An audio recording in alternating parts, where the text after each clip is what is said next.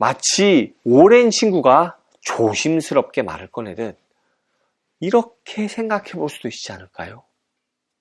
우리가 지금까지 너무 당연하게 받아들여 왔던 건 아닐까요? 하는 식으로 건네는 말들이었습니다. 생각하는 신앙 우러나는 복음 믿음 향기. 안녕하세요.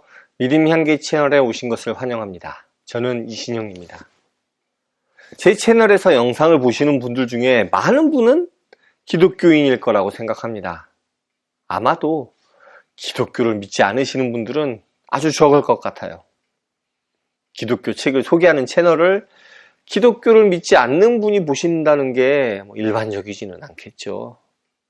보통 일반적으로 우리나라 기독교인이 생각하는 기독교의 모습, 특히 그 신앙의 모습은 어느 정도 정형화되어 있는 듯합니다.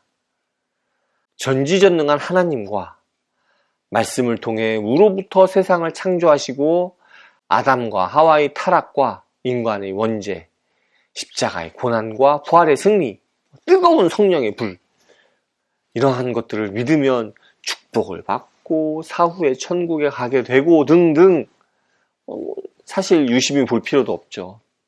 수백 년이 넘게 내려온 아주 전통적인 기독교의 모습입니다.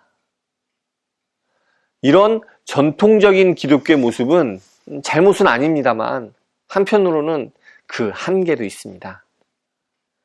그냥 믿음으로 라는 말로 넘어가지만 믿지 않는 분들이랑 이야기해보면 그분들의 질문에 답하기 매우 힘들다는 것을 알게 됩니다.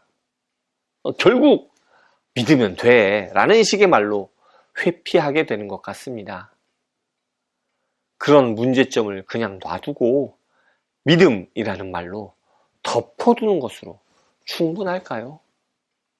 신앙이 이대로 머물러 있어도 될까요? 이런 고민을 하는 분들에게 추천할 만한 책을 오늘 나누어 보고자 합니다. 신기영 목사님의 새로운 신앙을 만나려는 당신에게 입니다. 이 책은 우리가 그냥 크게 고민하지 않고 믿음이라는 단어로 덮어두었던 문제를 솔직히 들여다보게 합니다.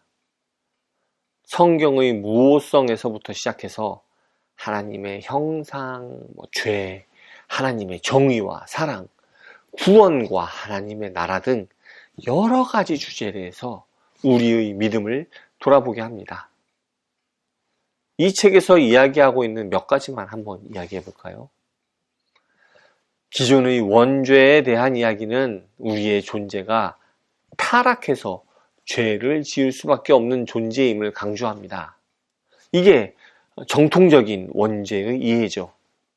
하지만 이 책에서는 그런 원죄에 대한 이해는 매우 폭력적일 수 있다고 지적합니다. 그래서 원죄를 존재론적 타락이 아니라 우리 삶의 방향을 바르게 하기 위한 규범적인 교리로 이해하면 어떨까 하는 제안을 합니다. 그렇게 되면 하나님의 뜻에 맞게 우리의 삶을 살아가기 위해 노력하게 되고 하나님의 형상을 회복할 수 있지 않을까요? 이 책에서는 죽음과 종말론에 대해서도 이야기합니다. 성경은 인간이 본능적으로 두려워하는 죽음과 내세에 대해 다루지만 단순히 죽음 이후의 삶에만 초점을 맞추기보다는 현재의 삶과 하나님과의 관계에 더 큰 비중을 둡니다. 구약에서는 죽음을 스올이라는 개념으로 모든 사람이 가는 하나님과 단절된 상태로 묘사하며 내세보다는 현실의 신원 또는 억울함의 회복에 초점을 두지요.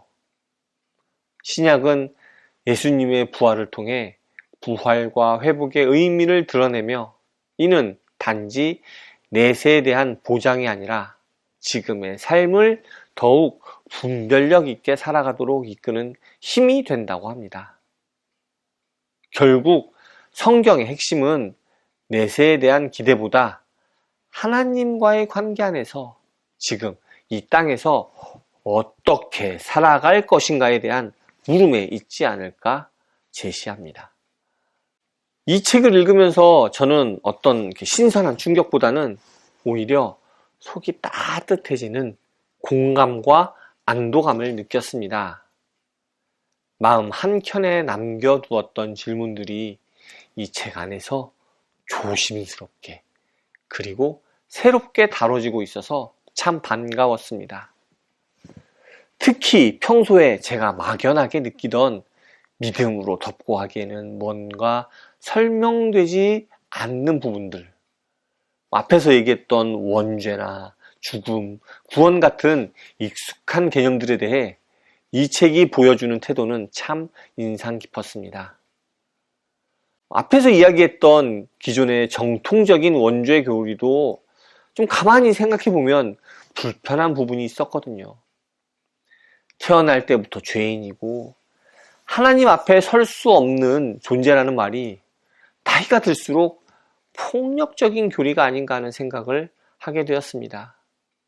그러다 보니 원죄 교리가 하나님의 사랑을 갈수록 약화시키는 듯이 느껴졌고요. 그런데 이 책에서는 그것을 존재의 본질이 아니라 삶의 방향성을 바로잡기 위한 규범적인 교리로 이해해보자라고 제안을 하죠. 저는 이 부분에서 깊이 고개를 끄덕였습니다. 하나님께서 우리를 죄인으로 규정하셨기 때문에 벌하시는 분이 아니라 우리가 하나님의 뜻에 맞게 살아가길 바라시기 때문에 죄라는 개념을 두셨다는 해석은 원죄 교리에서 느껴지는 폭력성을 하나님의 사랑으로 대체시키는 느낌이 들었습니다. 더 이상 두려움의 대상이 아니라 함께 살아가야 할 인격적인 하나님으로 느껴졌달까요? 이 책이 좋았던 또 다른 이유는 저자 심기열 목사님의 말투와 글쓰기 방식이었습니다. 흔히 기독교 책을 읽을 때 느끼는 단정적인 어조, 즉 이게 진리입니다. 이렇게 믿지 않으면 틀린 겁니다. 라는 식의 접근은 솔직히 부담스럽게 느껴질 때가 많았습니다. 그런데 이 책은 그렇지 않았어요. 마치 오랜 친구가 조심스럽게 말을 꺼내듯 이렇게 생각해 볼 수도 있지 않을까요? 우리가 지금까지 너무 당연하게 받아들여 왔던 건 아닐까요? 하는 식으로 건네는 말들이었습니다. 저자 특유의 차분한 목소리와 배려 깊은 태도가 그래서도 느껴져서 읽는 내내 편안하게 집중할 수 있었습니다. 이 책은 단순히 새로운 신앙을 소개하는 책이 아니라 신앙을 다시금 천천히 돌아보게 하는 책이었습니다. 우리가 무심코 지나쳤던 익숙한 단어들, 너무 당연하게 여겼던 신앙의 언어들이 이 책 안에서는 다시 생명력을 얻고 더 넓은 의미를 품게 됩니다. 저에게는 그런 점에서 신앙을 새롭게 정리하는 시간이 되었던 것 같습니다. 혹시 지금 이 영상을 보고 계시는 분들 중에 교회 다니며 한두 번쯤 이런 고민을 해본 적이 있으셨다면, 예를 들어 왜 꼭 이렇게 믿어야 하지? 이건 정말 그냥 믿어야만 하는 걸까? 내가 느끼는 이 질문은 신앙이 약해서 생기는 질문일까? 이런 생각들을 하시는 분들에게는 이 책은 분명히 위로가 되고 좋은 동반자가 되어줄 거라고 생각합니다. 때로는 질문하는 것이 믿음의 약함이 아니라 더 깊어지려는 시작일 수 있다는 걸 이 책을 통해 다시 한번 확인할 수 있었습니다.